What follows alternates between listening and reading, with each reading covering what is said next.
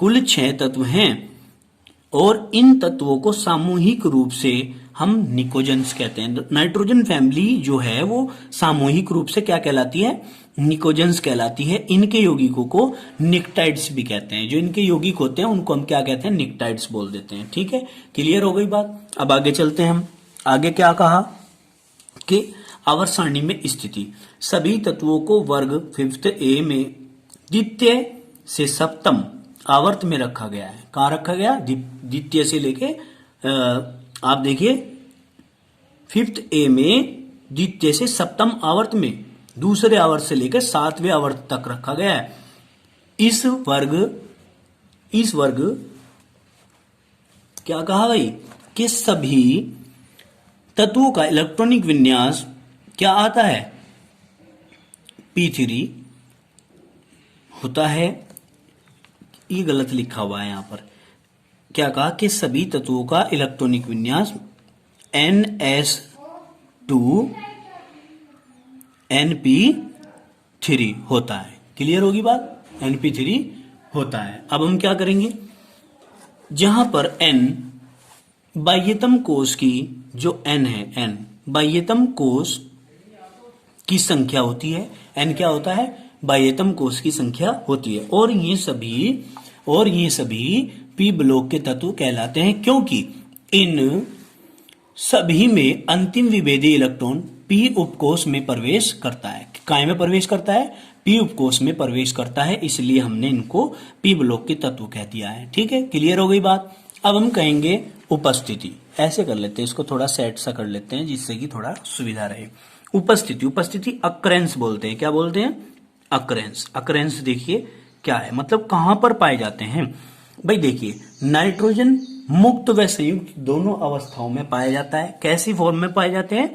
Free form में और combined form में, दोनों में पाया जा सकता है। जबकि वर्ग के शेष तत्व के वह संयुक्त अवस्था में पाए जाते हैं। जितने भी और तत्व हैं शेष इस वर्ग के में सारे के सारे संयुक्त अवस्था में, मतलब कंबाइंड स्टेट में पाए जाते हैं। वायुमंडल में आणविक नाइट्रोजन आयतना अनुसार 78% होती है और भूपर्पटी मतलब हमारी पृथ्वी की जो ये सतह है उस पर खनिजों के रूप में पाया जाता है, जैसे NaNO3 जिसको हम चिली साल्ट पीटर कहते हैं, तथा KNO3 क्या कहते हैं? इंडियन साल्ट पीटर के नाम से इसको जानते हैं। क्लियर हो गई होगी बात। इसको हम इंडियन साल्ट पीटर के नाम से जानते हैं। वो बताइए, इतनी बात समझ में आई है क्या?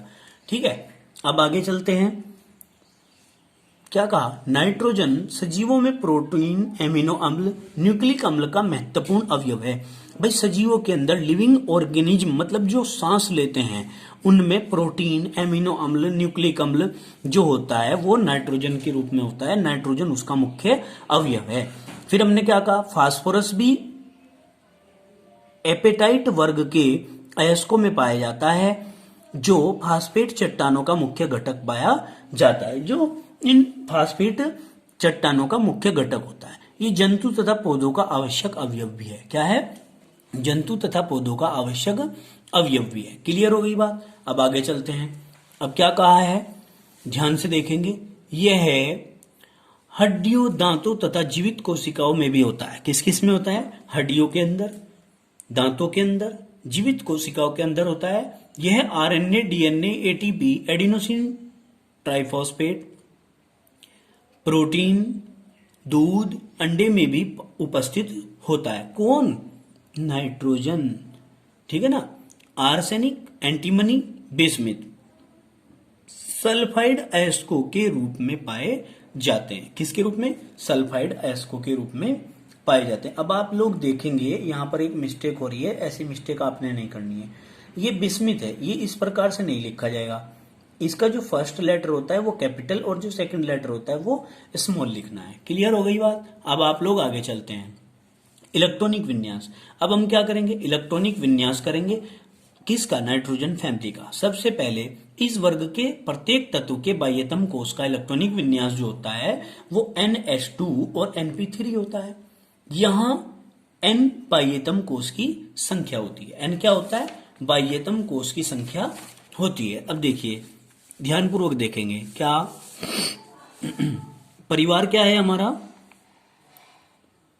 नाइट्रोजन।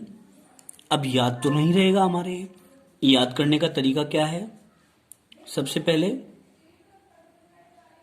नाना, फिर पापा फास्फोरस, फिर आंसू मतलब AS आर्सेनिक, फिर सब मतलब SB एंटीमनी, बीमार मतलब बिस्मित। नाना पापा आंसू सब बीमार मतलब एक परिवार है ये, कि पूरा का पूरा क्या है? फैमिली है ये। और इस फैमिली के जो सदस्य हैं वो नाना भी है, इसमें पापा भी है, आंसू भी है, सब बीमार हैं। सब के सब कोरोना चल रहा है ना, सब बीमार हैं, सबको क्वारंटाइन कर दिया गया है। ठीक है, अब चलिए आगे देखते हैं। अब आप कह रहे हैं कि हमें इलेक्ट्रॉनिक विन्यास इनका करना है। इलेक्ट्रॉनिक विन्यास, इलेक्ट्रॉनिक कॉन्फ़िगरेशन हम इनका कैसे करेंगे? यहां पर लिख देते हैं इलेक्ट्रॉनिक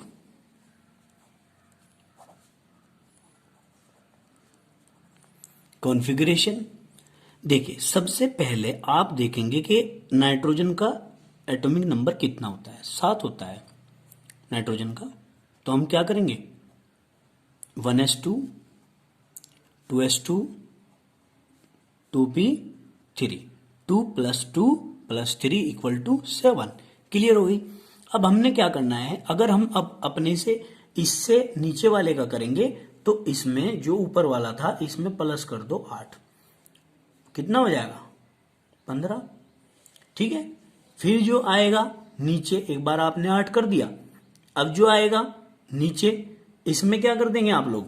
बताइए क्या करेंगे? इसमें पहले 8 जोड़ना है, फिर आपको 18 जोड़ना है, प्लस करेंगे 18, फिर प्लस करेंगे 18 जो यहां आएगा, और फिर बाद में करेंगे 32, फिर यहां आ जाएगा। ठीक है, तो चलिए आपने 8 जोड़े हैं, साथ में 8 जोड़े हैं तो 15 हो गया। अब इसका इलेक्ट्रॉनिक विन्यास करिए। 1s2 2s2 2p3। देखिए 1s के नीचे 1s, 2s के नीचे 2s और 2p के नीचे 2p। 1 से 2 में गए कोमा लगाया, 1 से 2 में गए कोमा लगाया, 2 से 2 में गए कोमा नहीं लगाया, 2 से 2 में गए कोमा नहीं लगाया। क्लियर? अब देखिए 2p6 आएगा, फिर 3s2, फिर 3p3। अब देखिए 2 + 2 + 6 = 10, +2 12 +3 15। क्लियर हो गया? अब ऐसे ही मैं आगे, आपने खुद करना है, मैं एक और करके दिखाता हूं। इसमें 15 में आप 18 और जोड़ेंगे। क्या 8 और 5 कितने होते हैं? 13 होते हैं। ठीक है, 1 और 1 कितना होता है?